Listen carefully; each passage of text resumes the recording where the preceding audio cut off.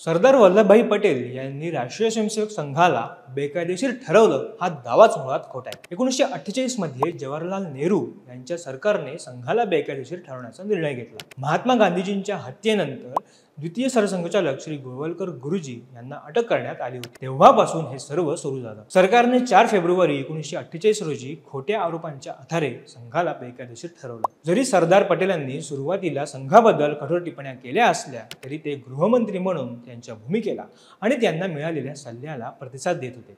अन्यथा ते सातत्याने संघाच्या प्रयत्नांचं कौतुकच करत होते। सरदार पटेल यांना पंतप्रधान नेहरूंनी गोळवलकर गुरुजींच्या पत्राला उत्तर देण्यास सांगितलं होतं, परंतु गांधीजींच्या हत्येच्या काही काळापूर्वी लखनौमध्ये बोलताना सरदार पटेल यांनी काँग्रेसमधील सत्तेत असलेल्यांना देशभक्त संघाला चिरडण्याच्या प्रयत्नांबद्दल इशारा दिला होता। गोळवलकर गुरुजींना दिलेल्या उत्तरात सरदार पटेल यांनी संघाबद्दलच्या त्यांच्या अनुकूल मतांची आठवण करून दिली आणि हिंदू समाजासाठी काम करणाऱ्या आणि महिला व मुलांचे रक्षण करणाऱ्या तरुण सदस्यांचं कौतुक केलं होतं।